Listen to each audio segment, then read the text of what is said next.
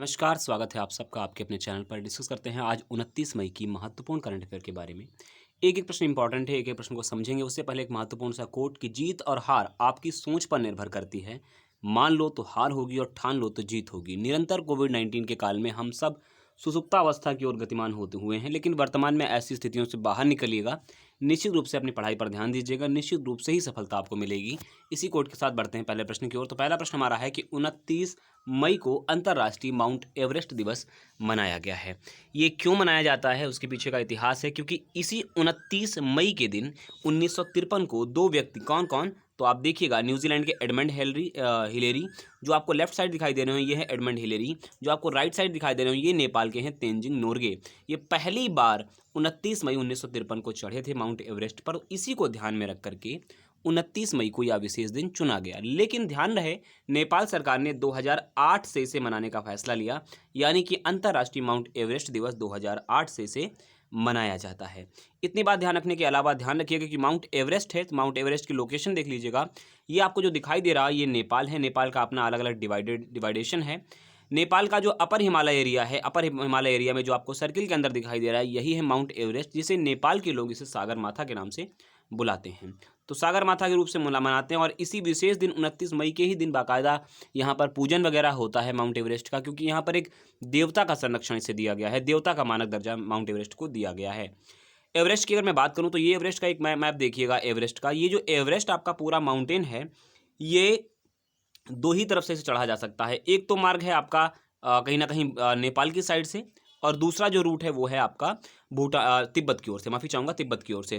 तो दो ही मार्ग हैं, लेकिन ध्यान रखिए ये जो नेपाल वाला मार्ग है इसे कहा जाता है मानक मार्ग। मानक मार्ग का मतलब वो मार्ग होता है जो चर्चा में बना रहता है या ज़्यादा से ज़्यादा यूज किया जाता है। जो तिब्बत की साइड से जो रूट है वो ज़्यादातर इसलिए नहीं यूज किया जाता है क्योंकि वहाँ पर बहुत सारे खतरे, चाहे वो ग्लेशियर का पिघलना हो, चाहे बर्फीले तूफान हो, ऐसी चीज़ों से निपटने के लिए ना व्यवस्था हो सकती है। इसलिए मानक मार्ग चुना जाता है कौन सा, नेपाल की ओर वाला। 2019 में इसी माउंट एवरेस्ट पर चढ़ने के चक्कर में लगभग 300 लोगों ने अपनी जान गंवाई थी। अब एक बहुत ही इंपॉर्टेंट बात जो आप सबको हो सकता है ना पता हो, जो ये पूरा क्षेत्र है हिमालय का एक उपखंड है, उसका नाम है महालंगुर। महालंगुर, ये महालंगुर रीजन जो है ये हिमालय का एक भाग है, और इसी महालंगुर हिमाल के भीतर ये जो खंड आता है हिमालय का, इसी में अलग अलग चोटियां पाई जाती हैं। कभी भी आपसे पूछे कि बताइएगा हिमालय का ऐसा कौन सा उपखंड है जिसमें माउंट एवरेस्ट स्थित है, तो आपका उत्तर होगा महालंगुर हिमाल के भीतर। महालंगुर एक हिमालय का ही एक भाग है जिसमें विविध प्रकार की चोटियां पाई जाती हैं, जैसे माउंट एवरेस्ट अगर आप देखिए या सागरमाथा 8848, चाहे आप नुब्त से देखिएगा चाहे आप लोथ से देखिएगा, ये खूब पूछी आती हैं आपके एग्जाम में कि बताइएगा लोथ से या माउंट एवरेस्ट या मकालू, इवन मकालू भी इसी में ही आती है, इसी रेंज के अंदर। ये सब किस में आते हैं, तो महालंगुर हिमाल में।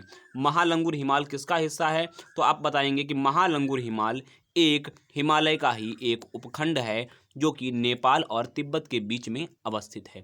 तो आई होप आपको चीज़ें समझ में आए कहाँ से क्या है। ये बाकी तो वाटर बॉडीज़ वगैरह हैं, कहाँ पर लोग कैंपिंग करते हैं, कहाँ कहाँ पर चोटियाँ हैं, ये ऐसी बहुत सारी चोटियाँ हैं जहाँ पर लोग क्या करते हैं, अपनी कैंपिंग करते हैं, उसके बाद सीधे तौर पर कहीं ना कहीं माउंट एवरेस्ट तक चढ़ करके जा पाते हैं। तो ये सकरे मार्गों से होकर के जाते हैं। तो ये माउंट एवरेस्ट से रिलेटेड जानकारी थी, तो आई होप आपको समझ में आए। एक बात और ध्यान रखिएगा कि अभी हाल ही में नवीनतम डेटा प्रकाशित हुआ है। नवीनतम डेटा के अनुसार माउंट एवरेस्ट की जो हाइट है वो 8848.86 मीटर है, जिसे चाइना के द्वारा लॉन्च किया गया है, नापा गया है। कब, तो 2020 के लास्ट में, और इसे 2021 में प्रकाशन किया गया। तो ये लंबाई जो वर्तमान में है इसे ही ध्यान में रखिएगा। हालांकि हिमालय एक वलित पर्वत है, इसलिए इसकी ऊंचाई दिन पर दिन क्या होती है, बढ़ती रहती है प्लेटों के मुड़ने के कारण। खैर आगे बढ़ते हैं। आगे क्वेश्चन ये है कि हांगकांग की ये महिला हैं, इनका नाम है त्यांग यिंग हंग।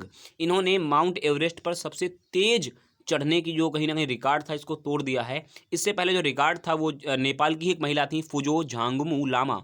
इन्होंने 2017 में 39 घंटे 6 मिनट में चढ़ाई पूरी की थी। अब इन्होंने तो नया ही अल्टीमेट स्तर का कीर्तिमान बना दिया है। क्या, इन्होंने मात्र 25 घंटे, भाई साहब देखिएगा 25 घंटे और 50 मिनट के भीतर इन्होंने एक कीर्तिमान बनाया है, और ये माउंट एवरेस्ट पर चढ़ने वाली सबसे तेज दुनिया की पहली महिला बन गई हैं। ध्यान रखना, इसके अलावा अगर आपसे पूछता है कि ये हांगकांग की कौन से क्रम की महिला हैं, तब भी आपका उत्तर होगा कि हांगकांग की पहली महिला चढ़ने वाली महिला भी यही हैं।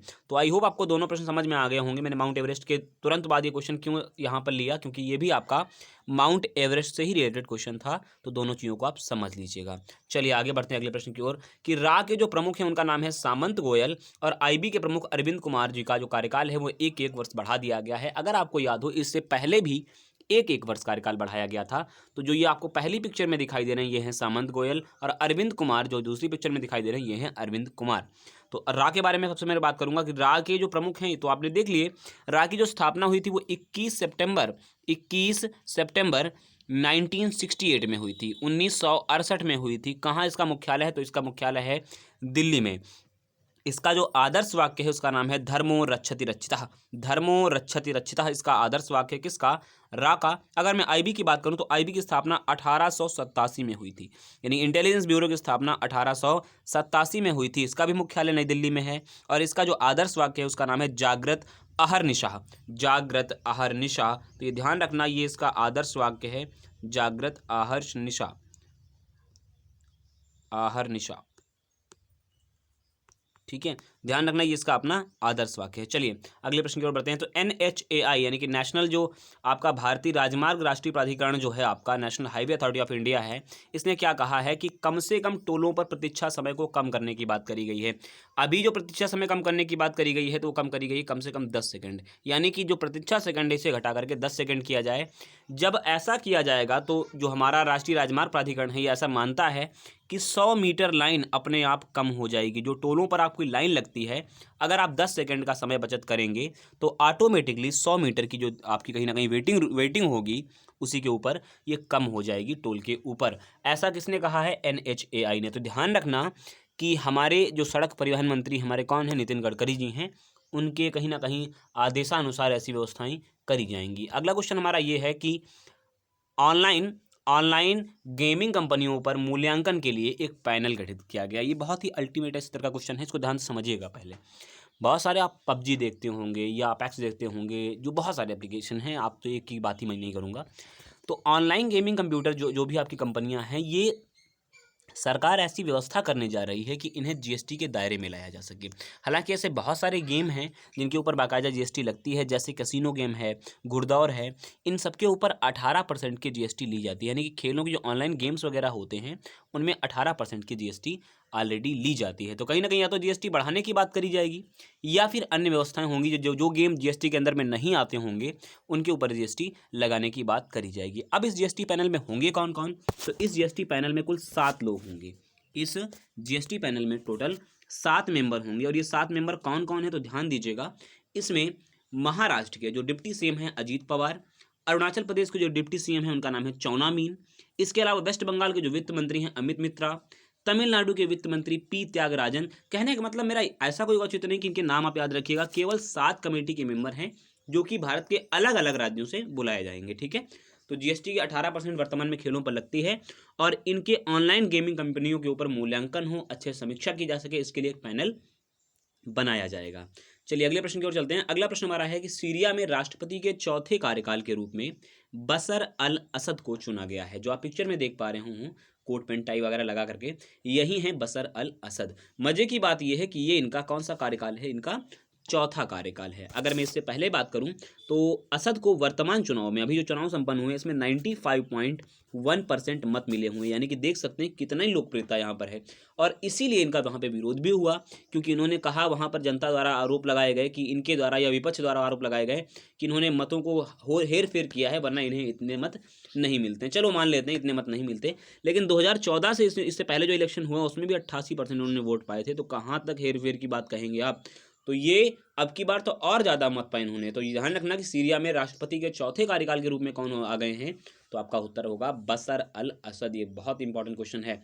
सीरिया से रिलेटेड क्वेश्चन मैं आपको बताता हूँ कि सीरिया को अरब लीग, जो पूरा अरब लीग है, और इस्लामिक सहयोग संगठन जो OIC है, जिसके पाकिस्तान हमेशा लेकर के बात करता है कि हम इसको लेके चलेंगे, राइट, सारे देश एक हो जाएं, फिलिस्तीन के साथ हो जाएंगे और इजराइल को इधर उधर कर देंगे। ये ऐसी ओआईसी सारी बातें कहता है।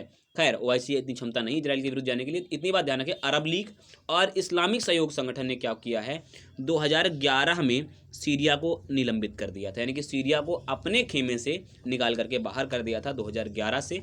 ये तो हो गई बात सीरिया की। सीरिया की अगर मैं बात करूँ मानचित्र की, तो ये जो आपको ग्रीन कलर का दिखाई दे रहा होगा एरिया, ये है आपका क्या, सीरिया। सीरिया के जस्ट नॉर्थ में है तुर्की, और इसी के जस्ट अगर आप राइट साइड देखेंगे तो आपका एक देश है इराक। इसकी जो सीमाएं छूती हैं इराक, और ये जॉर्डन आपका रहा, इसके अलावा ये आपका लेबनान रहा, ये आपका इजराइल रहा। तो इनसे क्या करता है, ये अपनी सीमाएं साझा करता है। और इसके जस्ट अगर आप इस तरफ देखेंगे तो ये आपका क्या है, मेडिटेरियन सी। तो यानी कि इसके अगर उस तरफ देखेंगे आप तो इधर देखेंगे आप भूमध्य सागर है। बाकी आप ये देखिएगा मिडिल ईस्ट, यही आपका पूरा मिडिल ईस्ट एशिया कहा जाता है, इसे ही पूरा बोला जाता है मिडिल ईस्ट। तो ये मिडिल ईस्ट का ही एक नेशन है सीरिया। तो इतनी बात मुझे बताने की आवश्यकता थी, तो इसको आप कम से कम ध्यान रखिएगा, ठीक है। ये बहुत जरूरी सी बात है। चलिए आगे देखते हैं। तो मासिक धर्म स्वच्छता दिवस 28 मई को मनाया गया है। अब मैं आपको बताता हूँ इसे 28 मई को ही क्यों मनाया जाता है, ऐसे क्या इसके मत हैं, तो इसको समझिएगा। पहली बार मासिक धर्म आप सब समझते ही हैं, महिलाओं को प्रत्येक माह के दौरान मासिक धर्म आते हैं, जो कि 28 दिनों का, एक कहीं 28 दिनों के बाद एक सर्किल शुरू होता है। और 28 दिनों के सर्किल शुरू होने के कारण ही ये 28 मई को मनाया जाता है। स्पेशली 28 नंबर जो आया वो इसीलिए आया क्योंकि मासिक धर्म का जो चक्र होता है वो 28 दिनों के बाद होता है, और ये 5 दिन स्टे करता है, यानी कि 5 दिन मासिक जो प्रक्रिया है मासिक धर्म की वो होती है। इसे पहली बार 2014 में बनाया गया। होता क्या है, हमारे समाज में मासिक धर्म को एक बहुत गलत नज़र से देखा जाता है, ग्रामीण क्षेत्रों में तो बहुत ही ज़्यादा गलत नज़र से देखा जाता है। इसी को लेकर के लोगों को जागरूकता पहुंचाई जा सके मासिक धर्म के बारे में, इसके बारे में स्वच्छता अपनाई जा सके कैसे कैसे। आज तो सैनिटरी नैपकिन की बहुत बड़ी व्यवस्था है, लेकिन इसके विषय में स्वच्छता जैसे पहलू शामिल किए जा सके, इसी की जागरूकता के लिए 2014 से ये 28 मई को मासिक धर्म स्वच्छता दिवस मनाया जाता है। इतनी बात ध्यान रखिए, 28 नंबर का अपना एक अहम रोल है, इसीलिए 28 यहाँ पर जुड़ा हुआ है। हालांकि वो 28 मई एक अलग चीज़ है, ठीक है, ध्यान रखना इतनी बात लेकर के। आपसे एक रिक्वेस्ट रहेगी ये कि मासिक धर्म स्वच्छता दिवस ये जो मनाया जा रहा है इस बार की थीम क्या थी, नीचे कमेंट बॉक्स में मुझे बताइएगा। निश्चित रूप से मैं आपसे उम्मीद करूंगा कि आप बताएंगे। अगला क्वेश्चन ये कि सरकार ने वैक्सीन उत्पादन के लिए सार्वजनिक कंपनियों से कहा है। देखिए बात यहाँ पर यह है, अगर आपको ध्यान हो, मैंने अभी आपको पढ़ाया होगा कुछ दिन पहले कि अमेरिका ने सभी कंपनियों से कहा है, दुनिया की जितनी भी वैक्सीन निर्माता कंपनी है, कि हम आपके ऊपर पेटेंट का दावा नहीं ठोकेंगे, राइट। जैसे कि मैं बात करूँ वहाँ पर बहुत सारी वैक्सीन बनने की, जैसे फाइजर हो गई, ठीक, फाइजर हो गई, या जॉनसन एंड जॉनसन की वैक्सीन हो गई। ऐसी बहुत सारी वैक्सीन के जो हम अपने फार्मूले दुनिया को देंगे, जिससे जल्दी से जल्दी लोगों तक क्या हो सके, वैक्सीनेशन पहुंच सके। इसीलिए भारत सरकार ने भी ये बात कही है कि वैक्सीन उत्पादन के लिए सार्वजनिक कंपनियां आगे आएँ, और जो भी मेडिकल सेक्टर से जुड़ी हुई हैं वो कंपनियां वैक्सीन आकर के बनाया कर, जिससे क्या होगा, जितनी जल्दी हो सके वैक्सीन प्रत्येक भारतीय तक पहुंच सके। तो ये भारत सरकार की एक अच्छी पहल है, आई होप आपको समझ में भी आई हो। चलिए अगले क्वेश्चन की ओर बढ़ते हैं। तो मध्याह्न भोजन योजना के लिए केंद्रीय शिक्षा मंत्रालय द्वारा डीबीटी सहायता की बात कही गई है। तो आपके दिमाग में आ रहा होगा कि ये डीबीटी क्या होती है। तो डीबीटी का एक सामान्य अर्थ होता है डायरेक्ट बेनिफिट ट्रांसफ़र, यानी कि सीधे तौर पर आपको ये स्कूलों को ट्रांसफ़र किया जाएगा, जिससे कि जो मध्याह्न भोजन व्यवस्था है, जो मिड डे मील जैसी व्यवस्था है, उसे सुचारू रूप से चलाया जा सके। इससे होगा क्या, डीबीटी से फ़ायदा क्या होगा, डीबीटी से फ़ायदा ये होगा कि 11.8 करोड़ जो छात्र हैं उन्हें सीधे लाभ हो पाएगा, सीधे तौर पर उन्हें भोजन देने में कोई दिक्कत नहीं होगी। भारत सरकार इसके लिए 1200 करोड़ रुपए भी वहन करेगी, यानी कि 1200 करोड़ रुपए भारत सरकार भी खत्म करेगी। ध्यान रखना, जो मिड डे मील योजना आप पढ़ते रहते हैं या स्कूलों में देखते रहते हैं, ये राष्ट्रीय खाद्य सुरक्षा अधिनियम 2013 के अंतर्गत शुरू करी गई थी। ध्यान रखना, राष्ट्रीय खाद्य सुरक्षा अधिनियम 2013 के तहत शुरू की गई थी। आप सब देखें किस तरीके से सरकारी स्कूलों में बच्चों के लिए बाकायदा भोजन मिलता है, और सुचारू रूप से इसका अलग मेन्यू होता है पर डे के लिए। तो इतनी बात ध्यान रखिएगा, बाकी आगे बढ़ते हैं।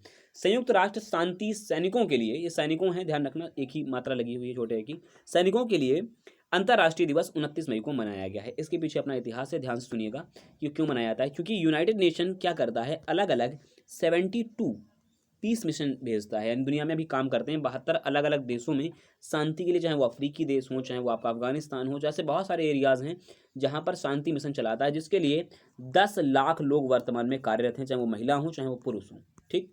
ये तो बात कर रहा हूँ मैं यूनाइटेड नेशन के शांति सैनिकों की। लेकिन ये मनाया क्यों जाता है, तो उसके पीछे इतिहास ये है कि संयुक्त राष्ट्र शांति सैनिकों के लिए 3900 ऐसे सैनिक हैं जो कि मारे गए इन शांति मिशनों के लिए, यानी कि ऐसे 72 शांति मिशन जो चल रहे हैं, इन्हीं में से 3900 जो सैनिक थे वो क्या हुए, कहीं ना कहीं वो उनके लिए जो मारे गए, वो उन्होंने जान गंवाई, ठीक है, जो शहीद हो गए, उनके लिए सम्मान के लिए 29 मई को यह दिन मनाया जाता है। तो इसके पीछे ध्यान रखिएगा।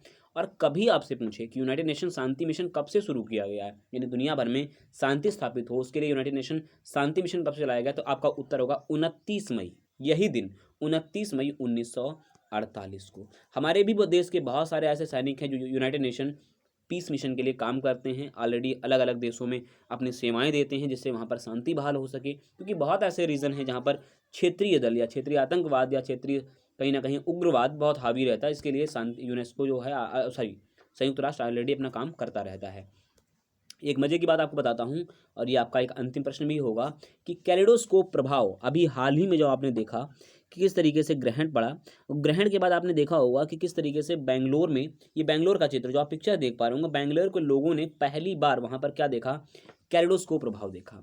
अब ये कैलेडोस्कोप प्रभाव क्या होता है कि सूर्य के चारों ओर एक औरा बन जाए, जो कि कैसा, इंद्रधनुष रंग का, इंद्रधनुषी रंग का एक औरा बन जाए, उसे ही कहते हैं टेलीस्कोप प्रभाव। ध्यान रखना इस बात को, कैलिडोस्कोप माफी चाहूंगा, कैलिडोस्कोप इसे ही कहते हैं। इसे एक अन्य नाम से भी जानते हैं, उसे बोलते हैं 22 डिग्री गोलाकार प्रभामंडल। 22 डिग्री गोलाकार प्रभामंडल क्यों कहते हैं, क्योंकि 22 डिग्री की त्रिज्या पर ऐसी चीज़ें बनती हैं, यानी कि 22 डिग्री एंगल के ऊपर ऐसी चीज़ें बनती हैं, इसीलिए इसे 22 डिग्री गोलाकार प्रभामंडल भी कहते हैं। ये तो बात सूर्य की कर रहा हूँ, अगर मैं चंद्रमा के आसपास ऐसा ऑरा बनता है या ऐसा हैलो बनता है, उसे क्या कहते हैं, तो उसे या तो मून रिंग के नाम से हम बुला देते हैं कि मून रिंग बन गया है, या फिर विंटर हेलो के नाम से भी जानते हैं। तो इतनी बात ध्यान रखना कि ये घटना कहाँ देखी गई, तो ये घटना देखी गई बेंगलोर में, भारत के शहर बेंगलुरु में से घटना देखी गई, कैलिडोस्कोप। आई होप आपको वीडियो पसंद आया हो। वीडियो अगर अच्छा लगे तो वीडियो को लाइक करें, कमेंट करें और बने रहें हमारे साथ। नमस्कार।